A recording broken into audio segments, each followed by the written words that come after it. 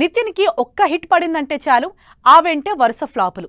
చేసిన సినిమాలన్నీ ఒకదానికి మించి మరొకటి డిజాస్టర్ అవ్వటంతో నితిన్ కెరీర్ డైలమాలో పడింది. టైం తీసుకొని మంచి ప్రాజెక్ట్స్ తో వద్దామనుకుంటే అవి సెట్స్ పైకి వెళ్ళక ముందే మిస్ అయిపోతున్నాయి. మరి నితిన్ కెరీర్ పరిస్థితి ఏంటి?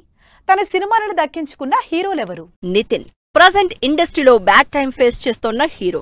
ఈ ఇయర్ బాక్స్ ఆఫీస్ ముందుకొచ్చిన నితిన్ సినిమాలు రాబిన్ హుడ్, తమ్ముడు ఒకదానికి మించి మరొకటి డిజాస్టర్ అయ్యాయి. ఈ సినిమాల failure result effect Nithin future projects పై పడింది.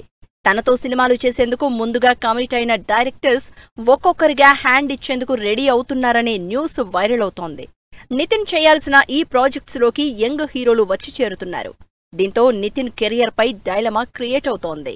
రాబిన్ హుడ్ మూవీ ప్రమోషన్స్ టైంలో విక్రమ్ కే కుమార్ డైరెక్షన్ లో ఓ సినిమా చేస్తున్నట్లు రివీల్ చేశారు నితిన్.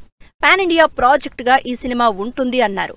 వరుస ఫ్లాపుల్లో ఉన్న నితిన్ కి ఇష్క్ సినిమాతో సక్సెస్ ఇచ్చిన డైరెక్టర్ కావడంతో విక్రమ్ కే కుమార్ ప్రాజెక్ట్ అందరి అటెన్షన్ గ్రాప్ చేసింది. అయితే ఈ ప్రాజెక్ట్ ఇప్పుడు నితిన్ నుంచి చేజారి విజయ్ దేవరకొండ చేతుల్లోకి వెళ్లింది అనే న్యూస్ వైరల్ అవుతోంది. విక్రమ్ కే కుమార్ చెప్పిన స్టోరీ లైన్ కి ఎగ్జైట్ అయిన రౌడీ హీరో గ్రీన్ సిగ్నల్ కూడా ఇచ్చినట్లు తెలుస్తోంది.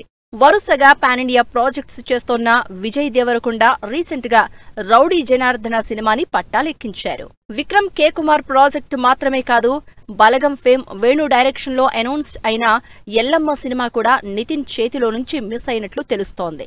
ఇన్నాళ్ళు హీరోయిన్ దొరక్క డిలే అవుతూ వస్తోన్న ఈ సినిమా ఇప్పుడు బెల్లంకొండ సాయి శ్రీనివాస్ దగ్గరికి వెళ్లినట్లు సమాచారం. ఎల్లమ్మతో పాటు శ్రీను వైట్ల కాంబినేషన్ లో మైత్రి నిర్మాతలు ప్రొడ్యూస్ చేయాల్సిన సినిమా శర్వానంద్ చేతిలోకి వెళ్లినట్లు తెలుస్తోంది.